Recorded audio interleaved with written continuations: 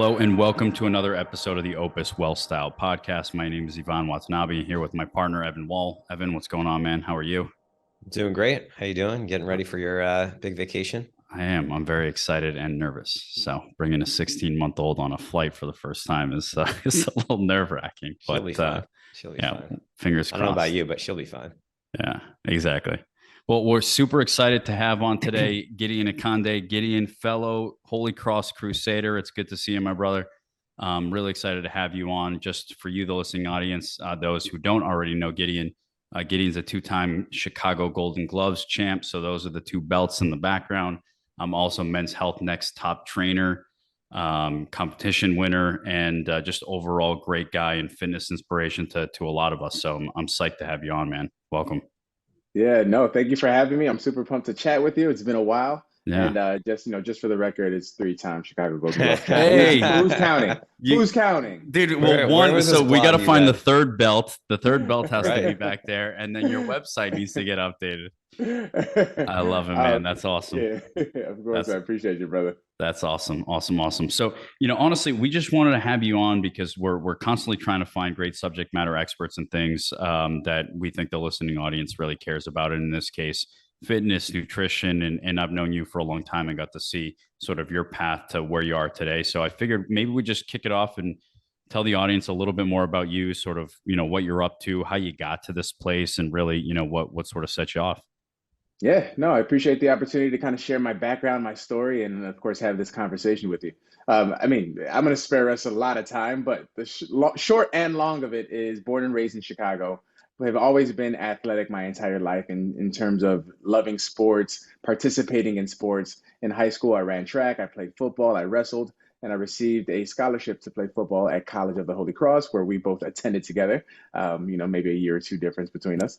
I graduated with a political science degree. Came back to Chicago, worked in sales for 4.5 years. Wasn't fulfilled doing that. I knew I needed to do something else that was more in line with what I was passionate about. And I knew it needed to be something along the lines of health, sports, fitness, something where I'm moving my body on a day-to-day basis while still interacting with people, which I love to do. So I started to embark on my career as a personal trainer. Made that transition. Wasn't sure what it was going to look like or how it was going to work. But from then, I had such amazing opportunities to do so many things in the realm of fitness across the world. So personal trainer, group fitness instructor. I'm also a brand ambassador, having worked with different brands in many capacities, including online streaming platforms and showcasing my talents by motivating people through brand partnerships, in addition to in-person fitness festivals and traveling from city to city, state to state, and even country to country, filming workouts or leading workouts to large groups of people. So long and short is I love athletics, I love sports, I love fitness, I love exercise, and I hope I can share that gift with as many people as possible to motivate them to be their best selves. Yeah, for sure. Where was the boxing in there? Oh, see, I told you, I forget some things every now and again. Yeah. So 6 years into my personal training journey, and about 7, 8 years after I was done playing collegiate sports, I knew I wanted to get back into competition. And, I love contact sports. And of course, after a certain while, you can't really play football anymore. You have to have 11 people on your team, at least 11 people on the other team. You got to have referees. You have to have lots of space. You have to have equipment. So, all right, how can I get into contact sports and find a way to do so on my terms, in my timeline? And you can always go to the gym by yourself. You can always hit a bag by yourself. You can always put in some road work and run miles by yourself, shadow box, etc. So making the transition to boxing was a seamless transition for me. And interestingly enough, as a personal trainer, you have a chance to work with other personal trainers who are experts in their craft. And I had a couple of other colleagues of mine who were working with their clients, and they would do boxing here and there. They would do some light sparring, and I would jump in every now and again. And they were like, "Hey, you actually got some skill with this. If you were interested, you should certainly explore it." And I knew I wanted to find something where I can train for. I always love having a goal, something to work towards. And that's when I made the transition into boxing and found out that I actually have a knack for it. And next thing you know, I got a couple championships and some great experiences from the sport. That's wild. You still boxing?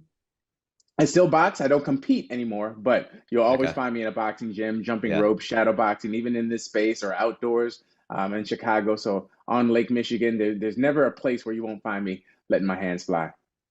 I It's love always it. wild to me when someone takes up a sport or an athlete, a sport later in life, and they just suddenly become incredible at it. Like, I think I'm a golfer, so I think Gary Woodland like didn't start golfing until he was like in his late 20s, early 30s, and is a major championship. Like, it's wild to me, Yeah, but I agree with impressive. you. I think it's interesting too.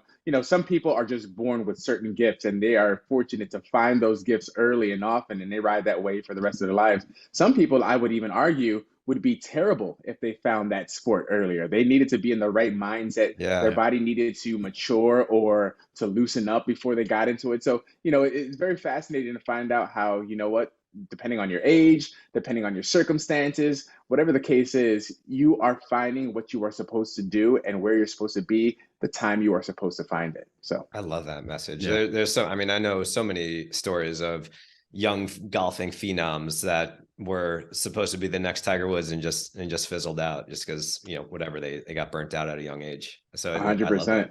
A Yeah. 100%. I mean, we see it all the time when we look at the NFL and the NBA and other Mhm. sports too. When you call out a bust, right? Yeah. Someone who had all of this Mhm. hoopla that was drafted number one, and then next thing you know, 2 or 3 years later, they're out of the league because they mentally couldn't handle it, because they physically couldn't handle it, Yeah. or a combination of the both. It's always fascinating to see how those things can become reality. So, Yeah. yeah, it's interesting. Yeah, and so I'm super curious about sort of what you found to be the most effective as you sort of train normal people for their fitness. Um, Obviously it's taken on more of a global impact. But when you first started personal training, like what are the things that you recommended to people? Are there certain consistent things that you said, hey, listen, everybody should be doing X, everybody should be doing Y, just like as a baseline? How is your information or your input into those individual sessions going? Yes, absolutely. So we all have our own goals. We all have our own dreams, our desires, what we want for our body, what we want for our mind, what we want for our future, whether it be physical, career-based, or otherwise. But one thing I know for sure is we all want to improve, and we all want the fast track to success. And oftentimes it looks very different for us all, especially when it comes to health and wellness and fitness. It's a very personal journey, hence the term personal training. So, in a proper personal training setting, you should be working with a coach, a professional who is going to make adjustments based off of the success you're seeing or not seeing to help you get to where you want to be. Now, like I said, everyone's goals are completely different. Somebody may want to put on mass, someone else may want to lose mass. Someone may want to be more athletic and perform well in their sport. Someone may want to look good when they're on the beach, right? So, depending on what your goals are going to change the tracks that you take. However, I will stay consistent in the sense that everyone should have a strong core and everyone should be able to move their body in a functional manner. And Mhm. when I say a functional manner, it means being able to be strong, confident in our day to day activities. When you are picking up your 16-year-old, holding on to your child with one arm, and then putting the luggage in the overhead compartment, you should feel strong through your core. You should feel strong in your right arm as you're carrying your baby. You should feel strong in your left arm as you're lifting that suitcase above head. So being able to adjust your training to simulate similar movements that you would do on a day-to-day basis so that you can be strong in those movements is key. Now, I'm not a fan of all of the I'm trying to go viral videos where I have a tire in my right arm, I have a chain in my left arm, and I'm dragging a sled with my right leg. Yeah. It doesn't need to be that crazy, but you should have some variability with your training, and approach it in a way that's going to have you feeling strong in all of your day-to-day activities. I think I saw a video of a guy doing, I want to say it was either chin ups or pull ups with like a couch on his back or something random. Like it was just the most absurd video. I know Like exactly what you're talking when about. would you want to or need to be able to do that? I guess that he can is pretty cool, but I'm not sure. That's sort of my destination, right? Um, And that's the thing too. I mean, especially in today's day and age when it comes to social media, I know the exact video that you're talking about. Matter of fact, that athlete has, I don't know, maybe 10, 15, 20 more just like it, the most Mhm. absurd things you would ever see. Um, Completely an athlete can do amazing things with his body, but I also know that this is not the way that this person trains. They're doing it yeah, for the views, they're doing it for the likes. Mhm. It's almost tongue in cheek. yeah, You're going to share it, you're going to pass it along to friends and family, and at the end of the day, they're not training like that with the intention of having them be better at lifting couches and and doing pull-ups with chains and this, that, and the third. They're just kind of having some fun with the fact that that's what we all look for we all want to be motivated by sometimes the most absurd things you can find. Yeah, definitely. And how when you're doing your training, how important do you think it is for somebody to have a specific goal in mind? And whether that's weight loss or muscle mass or body fat percentage or whatever it might be, like, I just want to be able to carry my daughter and not have any, back pain or something like that. Like, how important is it as you train those athletes to have a specific goal in mind? I think it's very important, and I think it's not important at all. And the reason why I say that is because depending on what your goals are and depending on where you are in your fitness journey will determine what you need to inspire you, to motivate you, and to shoot for. So, for instance, if I am just getting started, if I am just moving and for the first time getting off of the couch, I may not need to set specific goals. I may not even know what kind of goals I can accomplish. So, oftentimes people set goals that are often too lofty for themselves. And if they don't reach them or don't make any type of progress, they don't see it, they don't feel it, they're oftentimes discouraged. And next Mhm. thing you know, they're back on the couch or they're back to doing whatever they were doing prior to. So what I would say is do something, do anything. And if you want to call that a goal, sure, we can. But I think when we talk of goals, we usually look at specific measures, specific metrics. So I say go out, do something that you enjoy. If that means you're playing with your child, play with your child.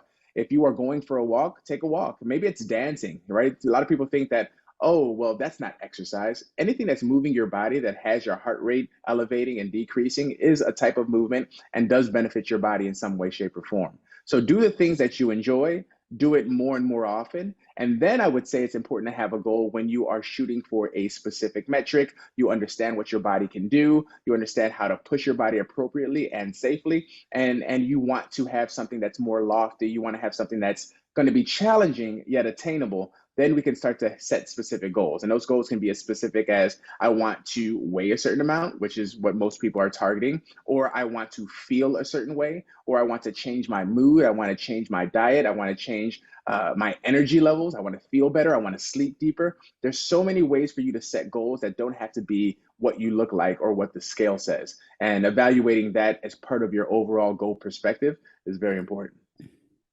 Do you have any tricks for maintaining motivation when times get tough? And my follow-up question is, like, I love what you said about mood and energy. Like, what can you do there to help focus on improving that? Yeah, yeah. So there's a couple of things when it comes to motivation. Motivation is fleeting. Motivation Mm-hmm. is going to come, motivation is going to go. But one thing that's going to stay true is your why. And the reason why you are getting started, if you come back to that, you usually can jumpstart and re energize yourself. So maybe you are doing it for reasons as such as your doctor says you have to in order Mm-hmm. for you to live the life that you want to live and to maintain your quality of life and to get off certain medications and to just stay alive, right? So it can maybe as simple as that, and that may be necessary a fear that's going to be driving that motivation. Sometimes it's going to be, you know what, I have a specific date in mind. My wedding is coming up. I have a vacation coming up, right? We all have those vanity goals that we may want to hit, and that is going to be the reason why we push at least to that date.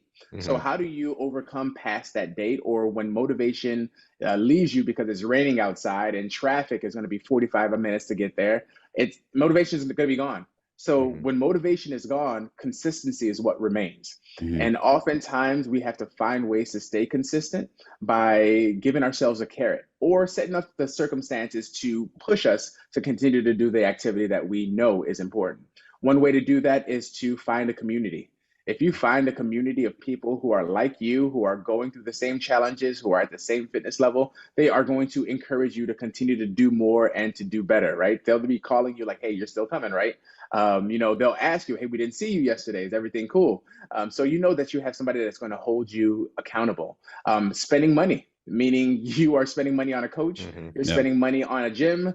I don't know about you, but I hate seeing my money go down the drain. I think you're all wealth-minded Mm-hmm. gents here. So you would understand that, all right, you know what? This is not a wise spend of my money. So let me at least, because it's already gone, get the value out of it by showing up to the facility, showing up to the training session, and staying on track for these goals that I have. those are two great ways to just maintain your consistency. And then motivation will come back, especially if you are seeing results and seeing success. And that's going to be my third way to stay on the train, is to set yourself up to see the success you're looking for. So you do that by going to sleep early. And this is kind of leading into your second question, how we can affect mood and energy. Going to sleep at an appropriate time is key. I mean, oftentimes we think, you know what, we burn the midnight oil, we're working hard, we're working towards that promotion, and all of that is great. But if you don't have the energy to put into your work, whether it be the physical work you're doing as a profession or the physical work you're doing for your overall health, well, then you are slowing down your efficiency. You are slowing down the ability for you to get to your goals at a faster rate. So taking that time and getting to bed a little bit early, maybe even waking up a little bit early as a result of that renewed energy, allows you to start the day earlier. So you're getting to work before those emails start to set up. And then if you are pushing through on your last set, you got more energy in the tank because you listened to your body and you went to sleep the night before, and you have just a normal and an improved sleeping track record. And then when it comes to food, what you put into your body is certainly going to affect your mood, right? You think of someone who's having your diet colas or your energy beverages. Well, there's always going to be that crash. You may have that boost initially, but then that crash comes and it hits you hard and you're falling asleep at your desk at 3 o'clock. Whereas if you're eating nutritious food, you're having 3 to 5 meals a day, you're snacking appropriately, and you're eating the right things, your energy levels become sustainable. And sustainable means you're consistent throughout your day. You're able to maintain an output and a level of work that's going to get you to where you want to be. So staying consistent always comes back to the root cause of most success, is doing the right things over and over again for progress. Yeah. I think what you touched on something earlier that sort of has been pointed out to me recently is sort of what's going to keep you accountable, right? And some people are great at keeping themselves accountable, and some people really need that external motivation, right? And for me, you know, if I make it public that I'm going to do something in my circle of friends or whoever, right? I tell my wife I'm going to do X, Y, and Z. I'm going to do just about anything to make sure that it gets done. But if I tell myself I'm going to do something, the success rate may be 75% instead of 100% if I tell an external source. So really, I feel like maybe trying to understand how to keep yourself accountable has always been helpful for me, at least. I don't know what your take is on that. I agree with you 100%. I will say this, putting it out there into the universe, telling your friends, family, and strangers, telling coworkers what you are doing, what your goal is, and putting it out there provides a level of external pressure that may not even necessarily be there. But when you feel it, you think that, okay, I told these people, I told those people, they know what I'm working on. They're probably going to ask me how it's going. You don't want to be a liar, right? There's that cognitive dissonance in there where, you know what, I need to show up and do these things because I put it out there. Otherwise, I'm going to be seen as a liar. I'm going to be seen as a fraud. I'm going to be seen as a hypocrite. And that can be a way to externally motivate yourself. Now, I would say this, you have to know the type of person you are. If you are going to go into every situation now feeling like people are watching you and you're paranoid now, and it's not necessarily the best for your mental health, well, that's maybe not the approach to take. But if you're the type of person who's type A, like I like metrics, I like being held accountable, I want to do these things and know that people are checking in on me, then that may be a great way to do that. Speaking of, I embarked on a very similar journey at the beginning of this year. I call it Project 365. And Project 365 was a commitment that I made to myself that in the year 2023, this year, for every single day, I am going to move for at least 15 minutes. And the reason why I set this goal for myself, and the reason why I put it out there into the internet, and why I do a daily minute 30-second blog on what I did for my movement, is because I noticed that at the end of last year, even as a fitness professional, even though it's my job, I found that, you know what, I wasn't exercising as regularly or as consistently as I wanted to. As an entrepreneur, you're always fighting for your next opportunity. You're always trying to set yourself up for a big goal. I also had a 7-8-month-old at the time, right? So I'm navigating the world as a first-time dad and what that looks like. So I saw my fitness and career by way of my actual showing up for my personal fitness starting to fall to the wayside. So I'm like, you know what? Let me set a goal for myself. This year, I want to move every single day for at least 15 minutes. And the reason why I set that goal of 15 minutes is, as I mentioned before, your goals have to be accountable. They have to be challenging, but you have to be able to accomplish them, right? So what I said to myself was, you know what, 15 minutes, I can commit to that. And it can be 15 minutes of any type of movement. People get scared when they hear exercise. They think it has to be super strenuous. They feel it has to be a barbell over your head. It has to be, overdoing it. No, 15 minutes for me oftentimes looks like a run. And usually that 15-minute run feels so good, that 15-minute session feels so great that it ends up being 30 or 45 or an hour once I get going. So 15 minutes can look like a run. It can look like a walk. It can look like any type of concentrated effort, from yoga to boxing to pick up basketball. As long as I dedicate that time to me moving my body, it counts as my Project 365. What I don't count in my situation is if I am walking to the grocery store, or if I am, doing something that's just part of my daily task and not a concentrated effort to just move during that 15-minute time frame. I don't count that. And what I found is that first day of the year, second day of the year, third day of the year, you feel good. I can do this, no problem. When you get to the 75th day of the year, the 78th day of the year, it's like, man, I signed up for 365. Am I crazy? But then I always remember and I always remind myself that I'm only worried about today. Don't worry about tomorrow. Don't worry about next week. Don't worry about August. Don't worry about December. Worry about today and what you have to do today. And once you take care of that, you've taken care of that. And it's almost like, you hear a basketball player or a football player or any sport for that matter, you know what, we're focusing on the next game, right? We're not worried about the playoffs. We're not worried about the championships. We just want to win this upcoming game. And that's the same approach I'm taking, because it provides that lofty goal to be more attainable by looking at it in bite-sized chunks, and specifically in daily chunks for me to attack and hopefully come out of the other end doing exactly what I set out to do in the beginning of the year. Yeah, I love that. I've been That's following awesome. along. It's super interesting, and I'm excited for you. I'll have to embark on a similar challenge soon. Maybe I'll take you up on it. Oh, I'm glad you Make brought that that happen, up. brother. I think today's the first day. I know, right? There we 365. I go. love it. I'll be your 365 starting accountability right buddy. now. I love it. I love it. Why not? Why not? Gideon, you mentioned nutrition as sort of a core part of an overall sort of health goal. There's so much information. I mean, so much information about different diets or different. You should be fasting. You shouldn't be fasting. You should be eating a ton of protein. You shouldn't be eating. Like, how do you, for an average person just trying to be healthier, like what do you recommend for those people, and how to wade through all that information? I'm like, there are times when I'm like, doing intermittent fasting, and then other times where I'm having a breakfast before I lift in the morning. Should I be eating before my workout, after my? It's impossible to wade through all of this information to actually understand what's applicable to me and my goals. Yeah, 100%. You know what? I'm gonna flip this. I'm gonna ask you a couple of questions. What career path should I take? What do you like to do? Okay, cool. So I like to do this, that, and the third. What would you recommend from there? Um, I have no idea. Okay. I mean, and that's fair. I mean, I'm not really giving you a great example here, but you said, hey, what do you like to do?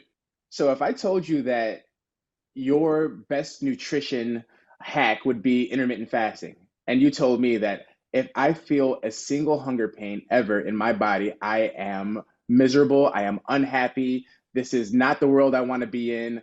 I don't want to be around my family. I don't function. My head hurts. My stomach has pains. If I told you that that was my reaction to fasting scenarios, would you think that intermittent fasting would be best for me? No. Now, my body may respond very well from that intermittent fasting, but the chances are, and always coming back to that word consistency, chances are at some point in time, I'm going to fall off of that train, whether it be after the first week, the first month, or the first year, just because my systems, my energy, my experiences don't jive with that. I'm probably going to step away from it, right? So, going back to my analogy of like, hey, what should I do as a profession? You said, well, what do you like? All right, cool. So let's find some things that I enjoy doing. Hey, I really love meat, right? So maybe I want to look towards a paleo diet and see if that paleo diet actually works well with my body. If somebody likes, greens, or somebody likes, salads, and they like fish, all right? Well, maybe we can look at some like pescatarian diets or Mediterranean diets. We can find something that lines up with what they do and who they are and what they enjoy, to hopefully put them on a system of consistency that allows them to see the progress that they're looking for. Now, at the end of the day, if you put me on a paleo diet, it may work great for me. If I put you on a paleo diet, it may not work great for you. If I put Evan on a paleo diet, it may be somewhere in the middle. And you can mix and match all of those different types of diets and all of those plans and see wildly different results for many different people. So, like I said, nutrition, exercise is very unique. It's very personal to us all, depending on our blood work, depending on where we come from a cultural standpoint, depending on where we are in our fitness journeys, whether you are male or female. Like all of this stuff is going to play a role into how your body reacts or doesn't react to those systems. So it's going to be a trial and error type situation. Got it. Start with something. It's a plan. And I want people to think of diets as not necessarily restrictions, but they're plans. And some plans can be set in place and followed with small deviations and small changes to them to make it more appropriate for you. But at the end of the day, it's about the consistency of whatever you decide to do. So like I said before, when I recommend that somebody get started with exercise, I tell them do something that you enjoy, do something that you love, and just stick to that. And if you do something that you love, chances are you're going to keep coming back to it because it's something that makes you happy. Same thing with the diet. Start with something that you can find appropriate, find something that you can do and do it consistently and see if your body improves from that. If your mood improves, your energy improves, your sleep improves, your blood profile improves, if your body weight changes to the way that you want it, if you have energy during your exercise and throughout the course of the day, and you're enjoying it, chances are you're probably doing the right things here, right? There's no reason for you not to continue doing that if everything is lining up. And if something isn't lining up or it's going in the opposite direction, well, then maybe we make a switch there or here. It doesn't have to be a drastic change, but find something that is going to help you get to where you want to be. And then I'll say this as well, too, just like fitness. When it comes to nutrition and you just can't figure it out, there are always professionals that are out there to help you, right? So the same way I may not be able to balance my budget, I need to get somebody who's is well versed in wealth management, who can give me more direction, I hire that professional. Same thing with exercise, same thing with nutrition. If you can't just figure it out for yourself, there are tons of people out there that are more certified, more accredited, and more experienced that can put you in the right place. That's all great advice. So obviously, dependent upon personal circumstances, everyone's different. Mm-hmm. I do fasting for, I don't know, from what 7 p.m. to 12 p.m. the next day. And my completely unprofessional take on it is I think it'll help with my longevity, but it's probably not the best thing for if my focus was to have a six-pack or maintain a six-pack. And that's total guess. That's just like my thought on it. But my why is my longevity is like, I want to be here for, as long as possible. And I care a little less about a six-pack and more about, living a long time. So that's why I do it, but I don't know if it's true, correct or not. Yeah. And that's another good point that you bring up. A couple of points that actually I want to make off of that is your goals are going to dictate what works for you, right? Mm-hmm. So if you're looking to put on muscle mass and you're not eating protein and you're not lifting heavy, well, your actual behavior is not going to supplement what your goals are. So you make those adjustments based off of where you want to be. And I also say this too, when it comes to fasting, I'm sure there's times of the day, times of the month, times of the year that work well for you, and times that just don't. I'm assuming the holidays may be terrible, right? There's no question that I'm not like 365, never eat till 12 p.m. Some weekends it's 11 or 11:30. If I'm with my buddies, like, it's not hard and fast.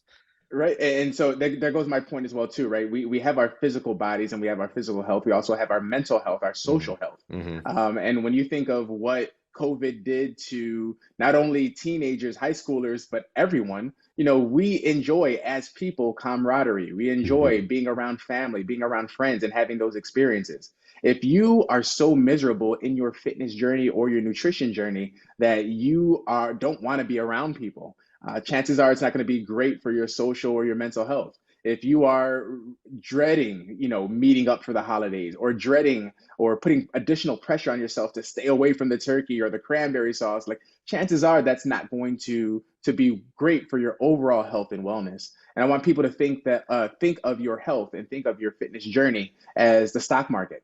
If you have a stock, you anticipate that the stock is going to go up and down and up and down on a daily basis, on an hourly basis. What you hope for is that you are always trending positively upward, right? You always want that upward slope. So same thing with your journey. Anticipate there's going to be some days where it's just not working, some weeks where it's just going the opposite direction, some months even where you're not trending where you want to. But as long as you're able to get back on track, find some consistency, enjoy those spurts of success while always trending upward, you're doing the right things. I love it. I love it. And, you know, I think one of the things that's really interesting about just watching your career evolve over time from sales again to sort of this fitness expert, you know, tell us a little bit about how have the partnerships worked for you and how the like that space and what are the things that you're constantly looking at as you know you are your own brand at this point, right? Gideon Akande is an entire brand. Now you have an app and you get this Project 365. And again, like what are the things that you're thinking about as you continue to grow yourself and your brand and the things that you know want to be cognizant of? Yeah, it's very interesting how the world has changed, especially with the introduction of social media and the sorts, where that started to rise in the beginning of my career when I first made the transition to personal training. What I always wanted to do was be myself. And when social media, specifically Instagram, first came out, you know, as a fitness professional, just my day-to-day life, I was recording what I was doing. And it wasn't for the intention of getting likes. I mean, that wasn't even a big thing just yet. Even at the introduction, people were just kind of posting pictures of randomness. There was no way to monetize it at the time. Brands weren't using it to find whoever they were going to be working with. So it was very much in its infancy stages compared to where it is now. And I remember specifically just kind of recording what I was doing. It was a very natural flow, and people gravitated towards what I was doing. They gravitated towards the exercises. They were asking questions about it. I would also post, you know, when my next boxing match was. I would post, you know, pictures of my family and pictures of my friends. So people got an understanding of who I was as a person, who I was as a fitness professional, and they were engaging with me because they felt a connection in some way, shape, or form, whether we knew each other from the days and years past, or whether it's because they just enjoyed my energy and who I was presenting myself to be online. And then, of course, there was the boom of being able to make money online, being able to sell products online, being able to drive business to other brands online, making, you know, what they now call the social media influencer. And during that time, myself included, everyone was trying to find a way to go viral. Someone always trying to get a way to get to 1 million views, to get 1 million likes, to increase their engagement so that they were more appealing to whoever they could potentially do business with, right? So there was this mad rush of posting things that made no sense, posting things without rhyme or reason, posting things that were scandalous even or borderline unsafe to get that type of engagement. And I certainly got caught into that whole melee of nonsense. But then after a while, I started to feel cut. I think my phone just died. So can you hear me all right still? Yeah, you're still good. Yeah. All right, cool. So I'm gonna just kind of pick it back up where we were. So at that time, I also got caught into the melee of just putting things out there for the sake of having them go viral. And then after a while, you start to realize that it's very inauthentic and it's very stressful to come up with the most random things that don't necessarily sit well with who you are as a person and who you present yourself to be when the cameras are off, so to speak, or in your day-to-day life. So I got back to just posting who I was and being more natural with it. If I was doing an exercise or a workout, or I was going to a place or engaging with people, I would essentially just capture my life and share whatever I felt comfortable sharing on social media. And I felt that when I did that, I mean, as I continue to do that, that's when I get the most authentic engagement. As opposed to randoms who may be coming onto my page, seeing something and engaging with it in that way. And I think that's the biggest part and the biggest takeaway when it comes to working with brands and working with or having the opportunity to drive business through your social media platforms is that people want to see someone who's authentic, and people can very quickly tell if you are inauthentic. So how I present myself now versus how I used to present myself, what I do, what I showcase, it drives me the most value because I'm very, very unique in who I am, and we're all very unique in who we are. And we just all want to connect with people in their truest forms. And if we present that out there, we increase our chances of success compared to otherwise. I love that. It's such a positive message, and I imagine you would kill any interview. You just like, Yeah. Yeah. You know, I being able to watch Gideon and knowing Gideon back in college, like you are exactly who you are, right? You present yourself now on social media exactly who we know you to be, right? It just, getting to see your family, getting to see you exercise and just, but not only that, just your engagement with other people. And I think one of the things that I find unique about it is like the workouts with other fitness professionals, right? Like just saying, hey, listen, like check out my buddy's gym over here, or, those types of things I think are just, again, just what makes you uniquely you. And I'm excited to watch it. It's been awesome.